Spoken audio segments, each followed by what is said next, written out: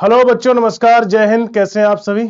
मस्त होंगे, जबरदस्त होंगे। और आज हमारा सबसे मजेदार टॉपिक शुरू होने वाला है परसेंटेज। और दोस्त, परसेंटेज के अंदर पूरा का पूरा आपका अर्थमेटिक समाया हुआ है, अगर आपको समझ में आए तो। अर्थमेटिक के अंदर हमारा अगर परसेंटेज हमारा अच्छा हुआ तो प्रॉफिट लॉस हमारा बन जाएगा, डिस्काउंट में हमें कोई दिक्कत नहीं होगी। इसके बाद हमारा सीआई और एसआई भी इसी पर लगभग डिपेंड है।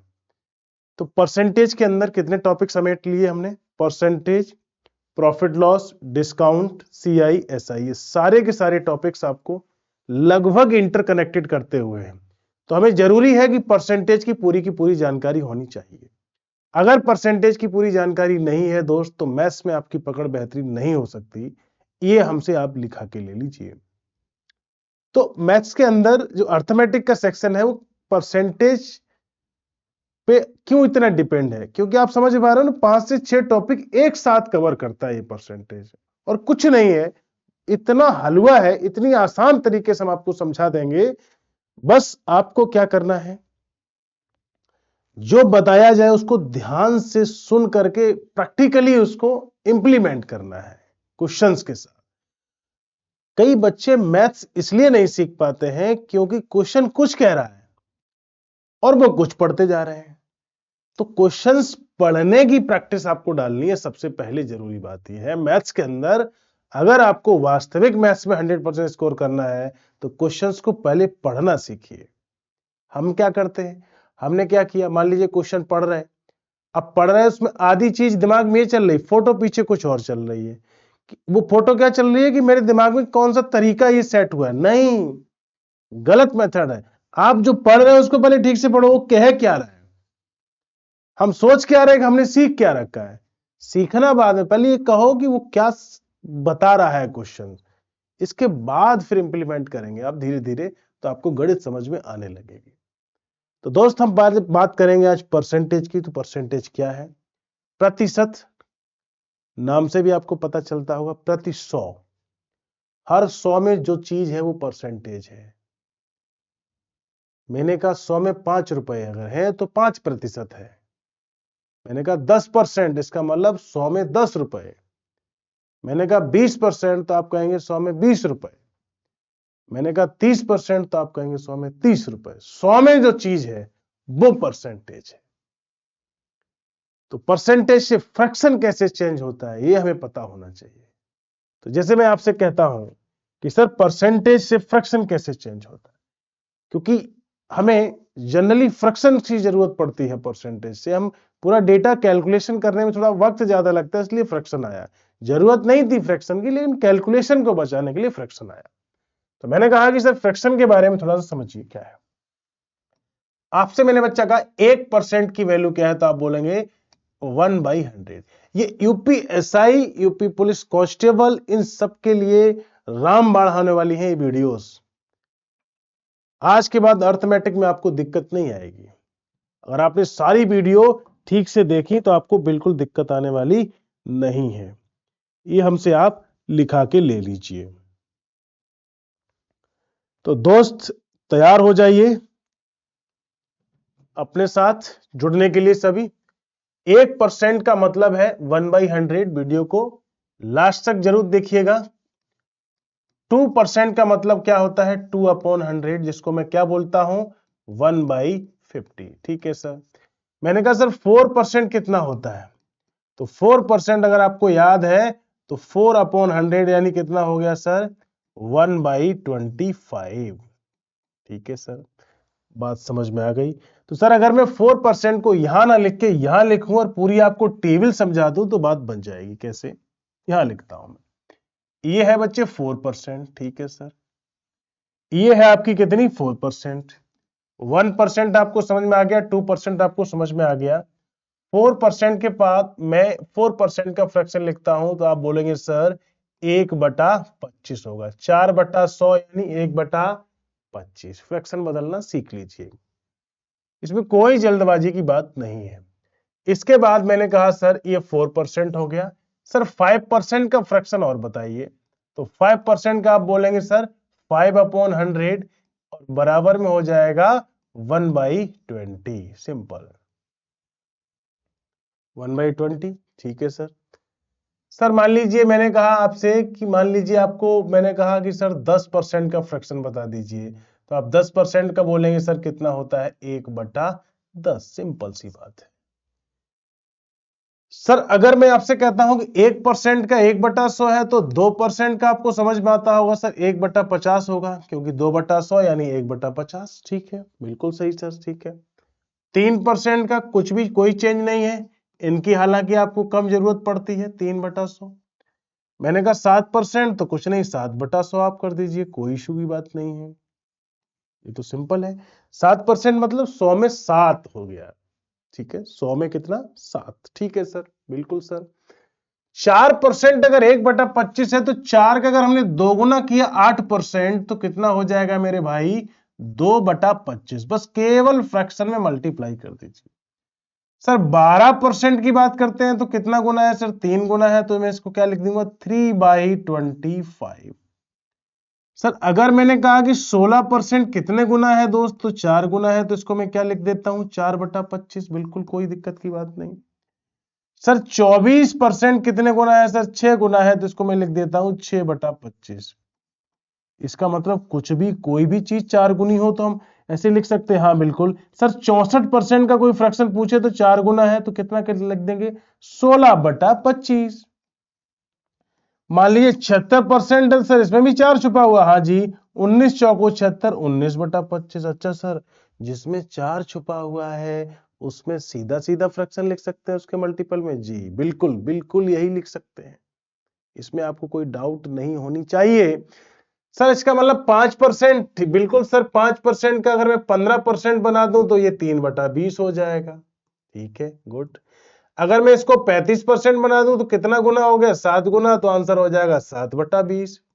सर 45% की कोई बात करेगा तो उसको हम क्या कर देंगे सर 9/20 कर देंगे, कोई दिक्कत की बात नहीं। सर मान लीजिए किसी ने कहा कि नहीं नहीं 55% का फ्रैक्शन बताओ, तो आप बोलेंगे सर 11/20, खत्म। सिंपल ही तो है यार। 65% किसी ने बोल दिया गलती से, तो आप बोलेंगे सर 65%, अच्छा 13/20, कुछ नहीं करना है, सिंपल ही तो है। सर 85% का फ्रैक्शन बता दो, अरे एक झटके में आ जाएगा मेरे दोस्त 17/20। यार क्या इसमें पहाड़ है, लो। नहीं नहीं सर 95% का ही बता दो। ले भैया 95% का कितना हो गया 19/20। अच्छा, इसका मतलब सर 5% जो 5 के मल्टीपल में उसका फ्रैक्शन आ जाएगा। हाँ बिल्कुल आ जाएगा। अगले सवाल की बात करते सर 10% का अगर ये है तो 20% का कितना होगा सर 1/5 होगा। अगर 20% का किसी ने कहा तो बोलेगा 40% सर 2 गुना बताओ, तो 2/5 हो गया। अच्छा सर ये बात है। सर 60% का किसी ने कहा तो 60%, अच्छा सर बिल्कुल 20 या 60 यानी 3/5। सर 80% का फ्रैक्शन बता दो, सर 4/5। सर ये फ्रैक्शन क्यों याद करा रहे हो, अरे यही तो जड़ है, पूरे अर्थमेटिक की यही तो जड़ है। जहां परसेंटेज आए वहां कोशिश करें 100 लेके चले, और जहां परसेंटेज थोड़ा मुश्किल आए वहां फ्रैक्शन लेके चलें। कैसे आगे आगे बात करेंगे। तो आपने देखा कि 20% का 1/5, 40 का 2/5, 60 का 3/5 और 80 का 4/5। कुछ स्टैंडर्ड फ्रैक्शन भी समझ लेते हैं। सर 25% का फ्रैक्शन कितना होगा मेरे भाई, तो आप बोलेंगे भैया 1/4 होगा। 25% का फ्रैक्शन होगा मेरे बच्चे 1/4, सिंपल सी बात है। सर मान लीजिए 50% कोई कहे सर 2 गुना हो जाएगा, तो ये 1/2 ही रह जाएगा।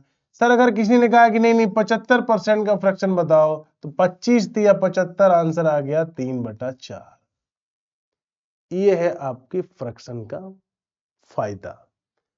सर ये फ्रैक्शन आया तो इससे आपको क्या पता चला कि डेटा को थोड़ा सा आसान कर दिया गया। एक्चुअल में ये कुछ बड़ा हुआ नहीं है, केवल डेटा को आसान किया गया, कैलकुलेशन कर दी गई आसान। ठीक है सर। अब कुछ स्टैंडर्ड फ्रैक्शन आपने याद किए होंगे, अगर पहले से याद होंगे, नहीं याद है तो किसी ने कहा कि 33 सही 1/3% का फ्रैक्शन बता दो, तो सर इसका कितना होता है 1/3। अच्छा सर ये भी बात है। अगर 33 को 2 गुना कर दें तो 66, इसे 2 गुना करेंगे तो 2/3, इसका फ्रैक्शन कितना होगा? इसे भी क्या कर दीजिए भैया, 2/3 कर दीजिए। अच्छा, ये बात है, हाँ बिल्कुल सही बात है। सर अगर मान लीजिए इसे आधा कर दें तो 16 से ही 2/3 हुआ, और 16 से ही 2/3 का फ्रैक्शन कितना हुआ सर? 1/6%, 1/6 हुआ 16 से ही 2/3% का फ्रैक्शन। 16 तिया 48 और 2 50, 50/100 गुणे 3, तो 50 दूनी 100, 1/6। सर इसका मतलब अगर मैंने कहा आपसे कि 14 सही 2/7, इसका फ्रैक्शन कितना हुआ? इसका फ्रैक्शन हुआ सर 1/7। अच्छा, इसका मतलब अगर इसको हमने डबल कर दिया 28 सही 4/7, इसका फ्रैक्शन कितना होगा? तो इसका फ्रैक्शन होगा सर 2/7। काहे कर दिए हो? क्योंकि 14 दूनी 28 और 2 दूनी 4, डबल कर दिया है। तो 28 सही 4/7 का फ्रैक्शन कितना होगा? 2/7। ये बात आपको मैं समझता हूं कि आपको पूरी की पूरी हमारी बात समझ में आ गई होगी, क्योंकि सारा खेल इसी का है। हम बात करते कुछ और स्टैंडर्ड फ्रैक्शन की कि 33 से 1/3 को हमने डबल कर दिया तो हो गया 2/3, 16 से 2/3, इसको आधा किया तो 1/6, 14 से 2/7 का फ्रैक्शन कितना होगा? 1/7। अच्छा सर और भी कुछ स्टैंडर्ड फ्रैक्शन है? हाँ जी, 11 से 1/9% का कोई फ्रैक्शन पूछे तो क्या हो जाएगा मेरे भाई? 1/9। मान लीजिए यहां कहा कि 22 सही 2/9, तो भैया 2/9। मैंने कहा सर 9 सही 1/11 का कोई फ्रैक्शन पूछे तो आप बोल देंगे कितना मेरे भाई? 1/11। अब हम बताते हैं कि फ्रैक्शन तो हो गया, अब फ्रैक्शन में इंक्रीज और डिक्रीज क्या है इसी में देखना। मैंने कहा 20% इंक्रीज, तो सबसे पहले भाग के पहुंचो 20% का, भाई साहब ये रहा 20%। 20% इंक्रीज, इसका मतलब 20% का पहले मतलब जानो 1/5। तो 5 ये कैसी वैल्यू है? ये आपकी प्राइमरी यानी इनिशियल वैल्यू है। और इनिशियल वैल्यू का मतलब क्या होता है कि जो वैल्यू बेस वैल्यू होती है, सबसे जो नीचे होती है, उसी को बोलते हैं प्राइमरी या इनिशियल वैल्यू। अब वो कह रहा है कि 20% की, तो 5 पे 1 बढ़ गया तो प्लस लगाएंगे, 20% घटाया तो 5 पे 1 घट जाएगा, माइनस लगेगा। तो सर 5 पे 1 घटाया तो कितना बचा? 4 ही तो बचा। तो इनिशियल कितनी थी? 5, फाइनल कितनी हो गई? 4। 20% बढ़ा दिया तो 5 से कितनी हो गई? 6। बस यही तो बातें हैं, और तो कुछ नहीं है, सिंपल सी बात है। अब आप इसको समझ पाए होंगे। मैंने कहा सर 16 से ही 2/3 घटाओ तो फ्रैक्शन कितना हुआ? 1/6, 6 में 1 की कमी, सिंपल। मैंने कहा कि सर 9 से ही 1/11 बढ़ाओ तो 11 से कितना कर दो? 12। 1 बढ़ा कितने पे? 11 पे, तो इनिशियल 11, फाइनल 12। तो मैं समझता हूं ये बातें आपको समझ में आई होंगी। अब हम बात करते हैं और भी कुछ स्टैंडर्ड फ्रैक्शन की। आपने सीखा कि सर 25% का जो फ्रैक्शन है वो कितना होता है? 1/4 होता है। 25 का अगर मैं आधा कर दूं तो कितना हो गया सर? 12.5% का फ्रैक्शन कितना होगा? सर इसको भी तो आपको 1/4 को आधा किए तो 1/8 हो गया। सर 37.5% की फ्रैक्शन बता दीजिए जरा। तो इसका देखो 3 गुना है, तो ये भी कितना हो गया सर? 3/8। मैंने कहा सर 62.5% का फ्रैक्शन सर 5 गुना है, तो 5/8। देख रहे हो ना, कुछ भी हो, अगर आपको बेसिक बात क्लियर है तो आपको दिक्कत आने वाली नहीं है। तो ये थे बेटा आपके सारे के सारे फ्रैक्शन। अब फ्रैक्शन के बाद हम बात करते हैं अपने प्यारे प्यारे क्वेश्चंस पे। इंक्रीजिंग डिक्रीजिंग की हमने आपसे बात कर ली है। इंक्रीजिंग डिक्रीजिंग में आपको जैसा कि पता है सभी को, क्या होता है इंक्रीज? मैंने कहा 20% इंक्रीज तो 5 से 6, 30% डिक्रीज तो 10 से 30% का फ्रैक्शन 3/7, 10 से 3/10, 10 से कितना हो गया 7। बस इतनी बात आपको समझनी है, ठीक है, ओके। अब हम बात करते हैं अपने प्यारे से क्वेश्चंस पे। क्या है क्वेश्चंस, कुछ समझते हैं इसके बारे में। पहला तो क्वेश्चन एकदम आसान है, ढेर सारे हम क्वेश्चन करेंगे इसके अंदर, ढेर सारे।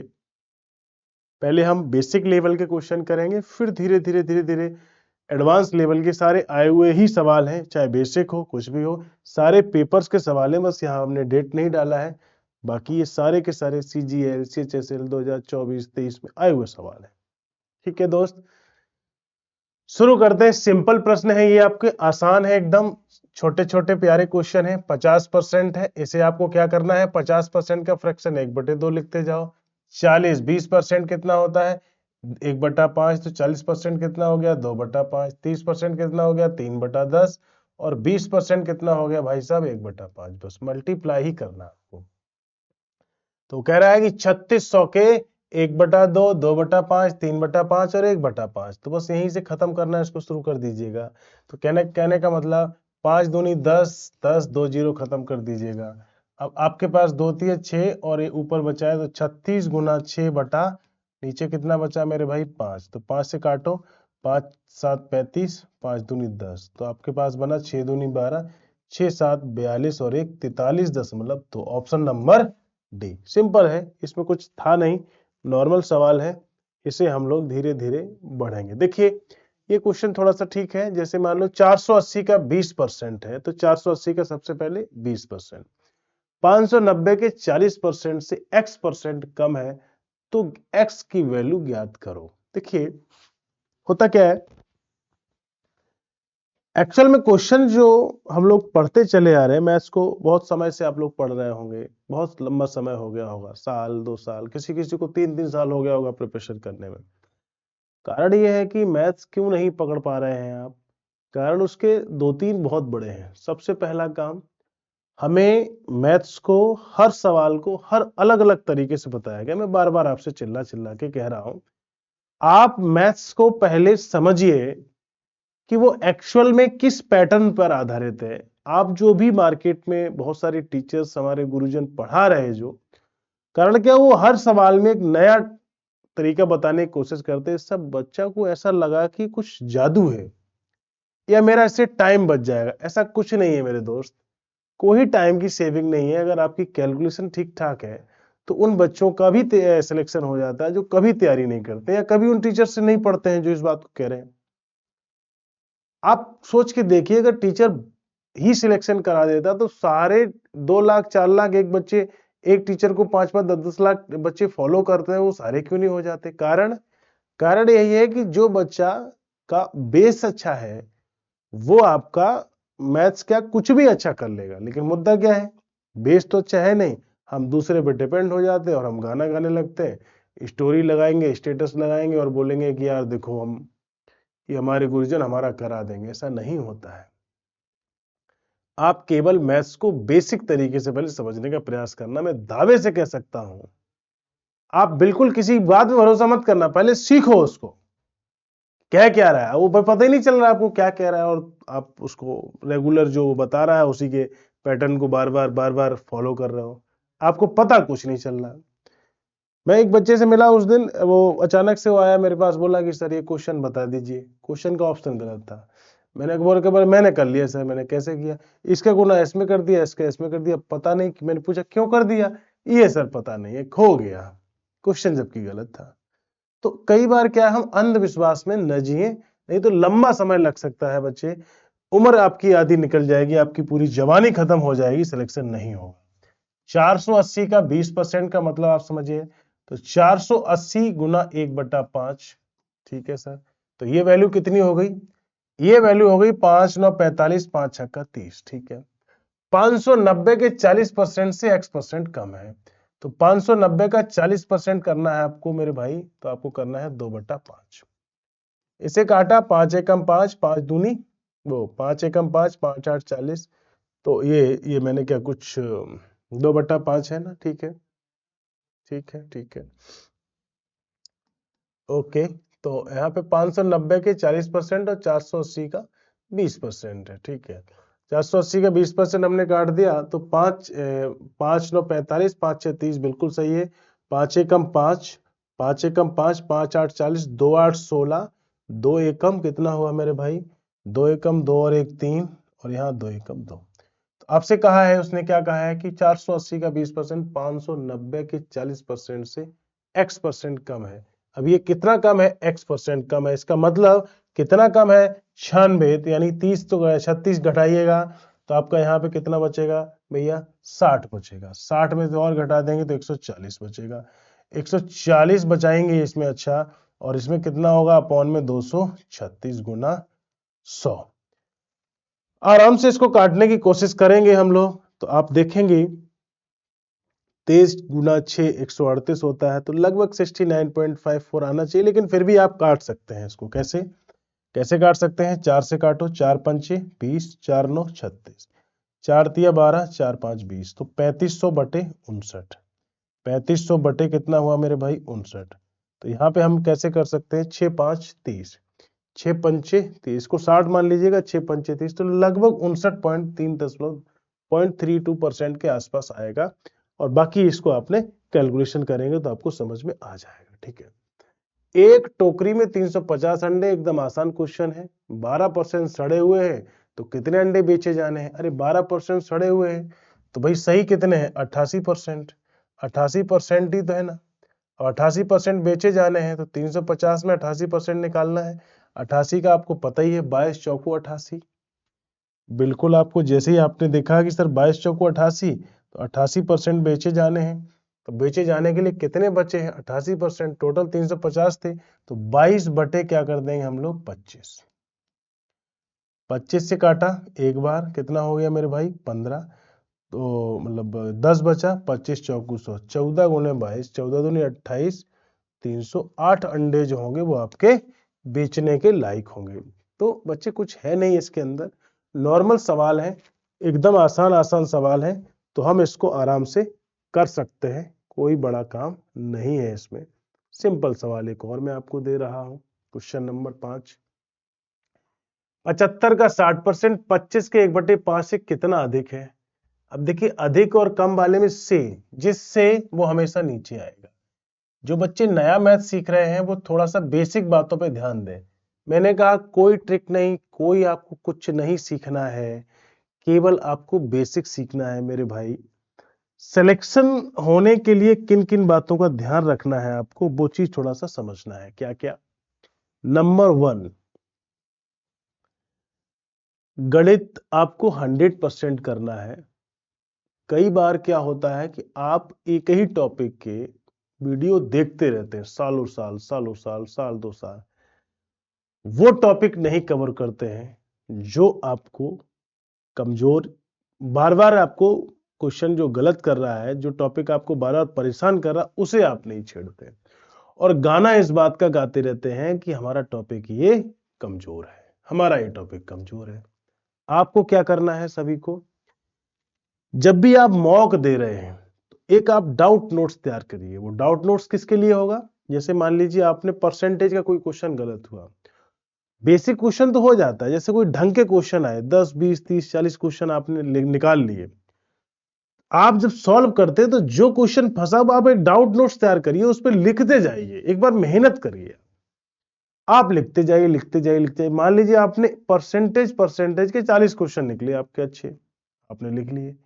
ऐसे ही आप प्रॉफिट लॉस में करिए, जितने आपके डाउट्स, अब हुआ क्या, आज डाउट सॉल्व कर लिया लेकिन उसको कहीं ऐसी जगह नहीं लिखा जो रिवीजन करने का मौका मिले, अगले एग्जाम में वो फिर डाउट फंस जा रहा है।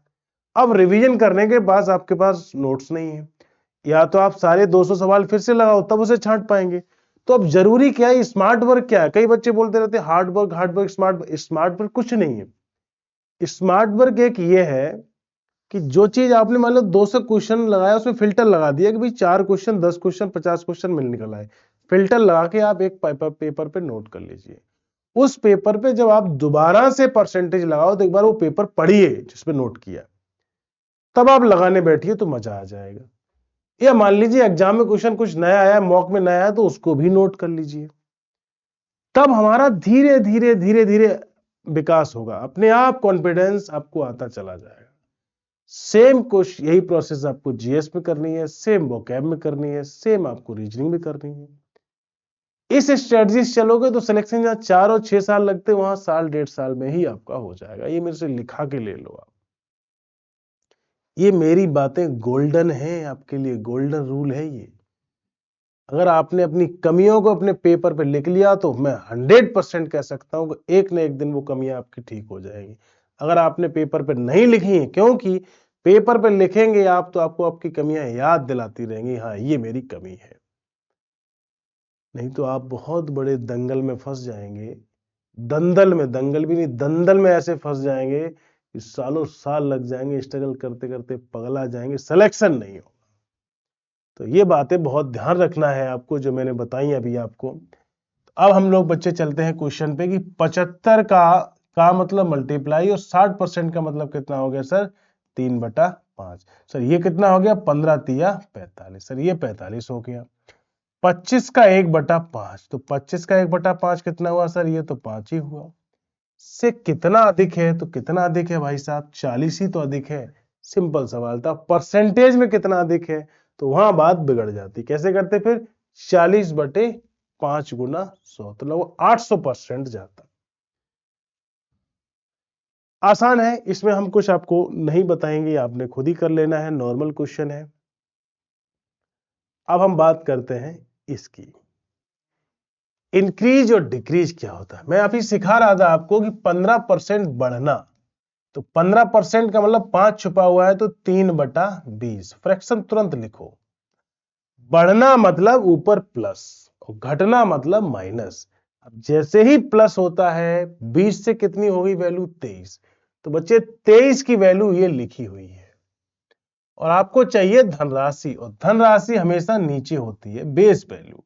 ये आपकी बेस वैल्यू ही धनराशि है और बड़ी हुई कितनी है? इतनी। तो वो कह रहा है कि 23 की वैल्यू अगर मेरे भाई कितनी है? 19,320 है, तो आपको क्या बताना है? 20 की वैल्यू बताना है। तो कितनी हो जाएगी?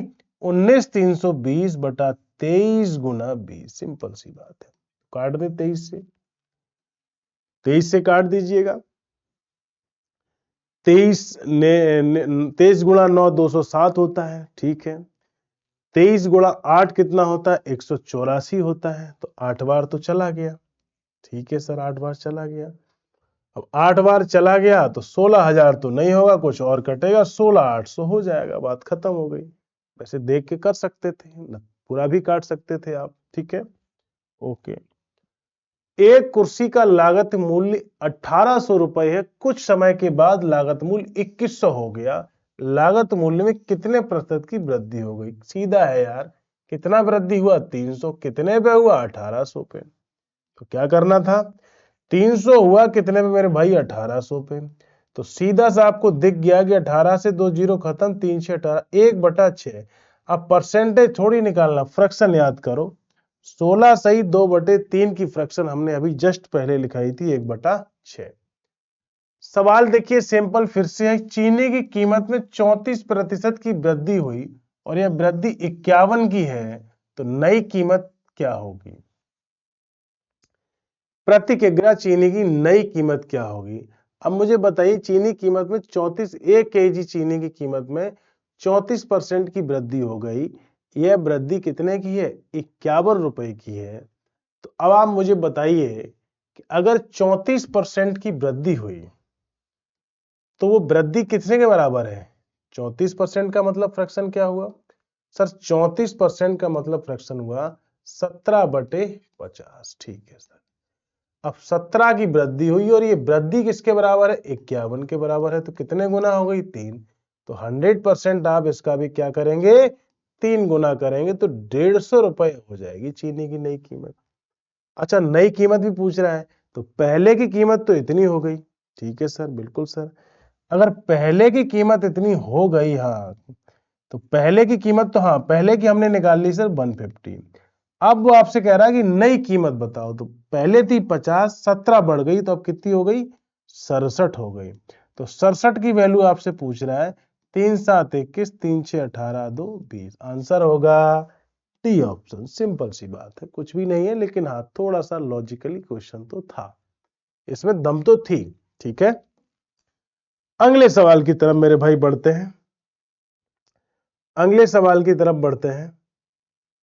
क्वेश्चन नंबर है आपका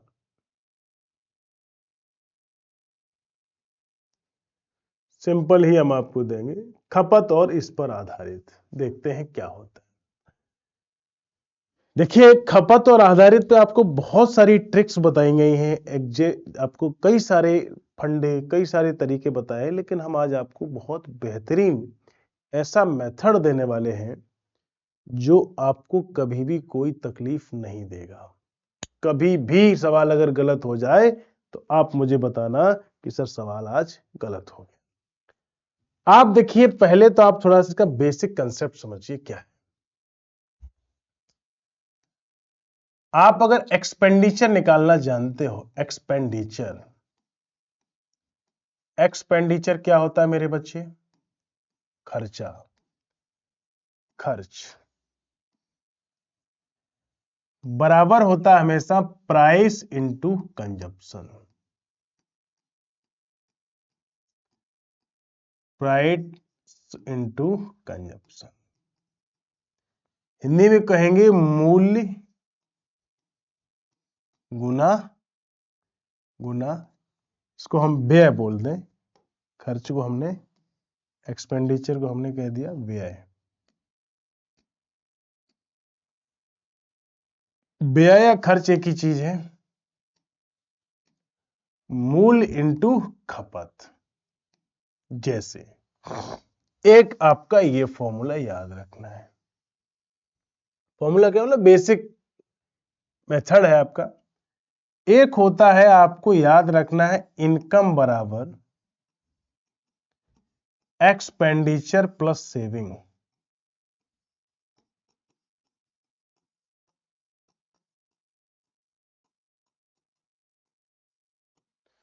हिंदी में कहेंगे सर आय बराबर व्यय प्लस बचत। एक और फार्मूला बताएं सर। एक और फार्मूला बताते हैं तो रेवेन्यू यानी राजस्व बराबर, रेवेन्यू बराबर प्राइस इनटू सेल। तो मैं कहता हूं राजस्व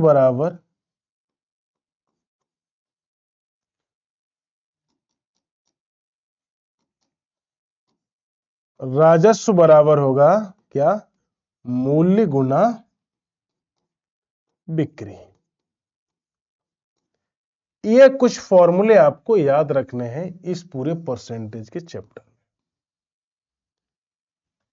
सवाल आपसे बहुत तरीके का करेगा वो, लेकिन आप इसको तोड़ देंगे अगर ये फॉर्मूले आपको, फॉर्मूले क्या मतलब एक कंसेप्ट है, ये बेसिक जो लाइफ में डे टू लाइफ में होता है हमारे, बेसिक बात है, एकदम बेसिक। कभी कभी क्या होता है, एक्सपेंडिचर वो कांस्टेंट रखता है सेम, इसको अगर इसने रख दिया कांस्टेंट, बोला खर्चा नहीं बढ़ेगा। जैसे मान लीजिए आप रोज 1 kg आटा खा लेते हैं, आपके घर में मान लो 1 kg आटा खपत होती है। अब मूल्य है जो है क्या है, बढ़ गया। अब 1 kg आटा मान लीजिए 50 रुपए का आता है, और अगर आपके मूल्य बढ़ गया कि 70 रुपए हो गया आटा, और पैसा आपके पास 50 है, तो पक्का है कि आटा की मात्रा कम होगी। तो वही बात, अगर मूल्य बढ़ा और कांस्टेंट है, ये बढ़ेगा तो ये क्या होगा, घटेगा। तो कहने का मतलब, अगर मूल्य बढ़ेगा तो कंजप्शन घटेगा, कंजप्शन बढ़ेगा या मूल्य घटेगा, आपस में दोनों एक दूसरे के क्या होते हैं मेरे भाई, रिवर्स होते हैं। तो रिवर्स होते मतलब आपसे कहे कि सर अगर ये कांस्टेंट है तो P अगर A रेशियो B है, तो बताइए कंजप्शन क्या होगा सर, उल्टा हो जाएगा, B रेशियो A। बात समझ रहे हो?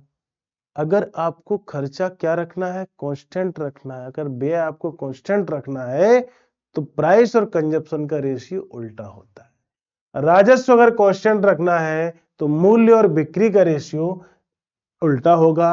अगर आपकी इनकम मान लीजिए 100 रुपया है और आप 40 रुपया बचा रहे हो, तो 60 क्या करेंगे, खर्च करेंगे। तो 100 बराबर 60 प्लस 40। अगर मान लीजिए आप 300 रुपए बचा रहे हो और 400 रुपए खर्च कर रहे हो, तो आपकी इनकम 700 रुपए है। तो आपको बस ये 2-3 बातें याद रखनी है, इन 3 बातों की मदद से पूरा का पूरा परसेंटेज का बुरा हाल हो जाता है। कैसा भी सवाल दे, आपको घबराने की जरूरत नहीं होनी चाहिए। अब हम देखते हैं अपना क्वेश्चन प्यारा सा। एक शॉर्टकट तरीका मार्केट में बताया कि वो कहते हैं कि 100 से ये वैल्यू अगर हमारी 140 हो गई और उसने कहा कि खर्चा हम 100 ही रखेंगे, तो आप बताएंगे कि आपको क्या है, 100 से 140 हो गई और खर्चा उतना ही, तो हमें इतना कितना कम करना पड़ेगा। तो हम कहते हैं सर 40 की कमी आनी चाहिए। और कितने पे आनी चाहिए, 140 गुना 100। तो एक जीरो से एक जीरो कट जाता है, 400 बटे कितना आता है, 14 आता है। और 14 से काटेंगे तो 200 बटे 7 आता है। और 200 बटे 7 यानी 2 बटे 7 होता है। और 2 बटे 7 कौन सी फ्रैक्शन होती है, 28 से 4 बटे 7। अच्छा, इसमें आपको ये समझना है कि लेकिन आपको कैसे करना है, आपको अपने तरीके से ही करना है। इसको ऐसे न करके ये 100 और ये सब नौटंकी नहीं करनी है, इसका कोई वैल्यू नहीं है, ये सब फालतू में आया। और ये मार्केट में केवल अपने आप को ये सिद्ध करने के लिए आया कि बहुत ज्यादा। देखिए सिंपल बात करिए, प्राइस और कंजप्शन। प्राइस क्या बढ़ा, 40% की वृद्धि हो रही है, इसका मतलब वो वैल्यू 40% का फ्रैक्शन आपको पता चल गया होगा। 2/5, 5 पे 2 की वृद्धि, तो वैल्यू कितनी हो गई, 5 से 7 हो गई। तो कंजप्शन क्या होगा, 7 से 5 होगा। क्यों होगा, कारण बताओ। क्योंकि भाई साहब खर्चा सेम है, इसलिए कितने कमी आई, 2 की कमी आ गई। और कितने पे आई, 7। 2/7 आपको याद अगर है तो आप याद रख लीजिए, नहीं है तो आप रट लीजिए, 28 से 4/7। सिंपल सी बात है। परसेंटेज के अंदर ये क्वेश्चन बहुत पॉपुलर है, इन्हें आपको छोड़ना नहीं है। तेल के मूल्य में 25% की वृद्धि है और अर्पित तेल पर किए गए खर्च को 10% से ही बढ़ाता है, तो खरीदे गए तेल की मात्रा को कितने प्रतिशत कम करेगा।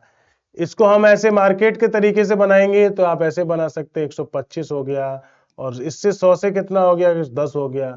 अब उसे क्या करना पड़ेगा, कितने प्रतिशत कम करना पड़ेगा। तो 125 से 10 लाएगा तो 15 की कमी, और 15 कमी कितने पे होगी मेरे भाई, 125 पे। तो गुना कितना हो गया, 100, 25 पंचे 125, 20 5 100, 5 तिया 15, 20 तिया कितना हुआ मेरे भाई, बताएं बताएं जल्दी।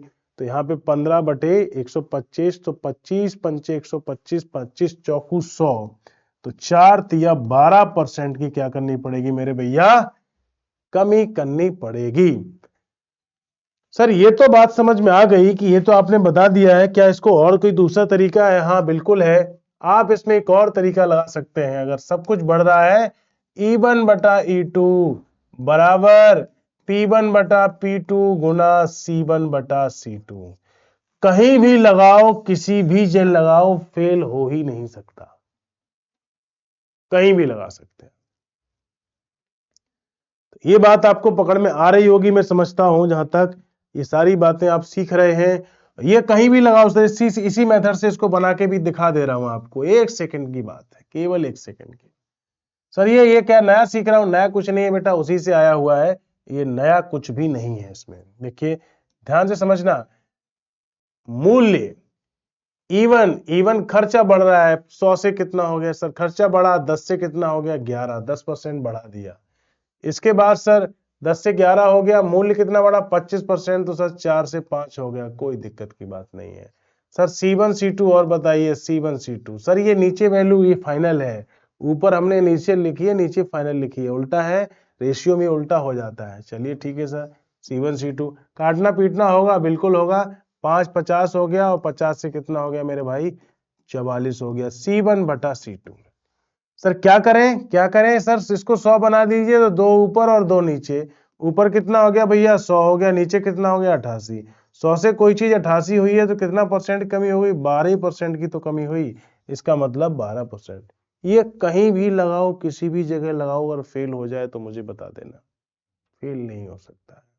ठीक है भैया, आपको ये सारी बातें हम धीरे धीरे, आज हम 15 क्वेश्चंस तक आपको सारे कंसेप्ट क्लियर किए हैं। नेक्स्ट क्लास में हम सारी बातें करेंगे, आपको मजा आ जाएगा दोस्त। बेहतरीन तरीके से आप एंजॉय करते रहिए क्लास को, शेयर भी कीजिएगा। और हर बच्चे से मेरा यह अनुरोध है कि मैथ्स को मैथ्स के तरीके से ही पढ़ना है, मैथ्स को रटना नहीं है, मैथ्स को रटना नहीं है, पहले मैथ्स को पढ़ते समय समझना है आपको। अगर समझ में आ जाएगा तो आप रट भी लेंगे, आपको सारी बातें क्लियर भी हो जाएंगी। नमस्कार, जय हिंद।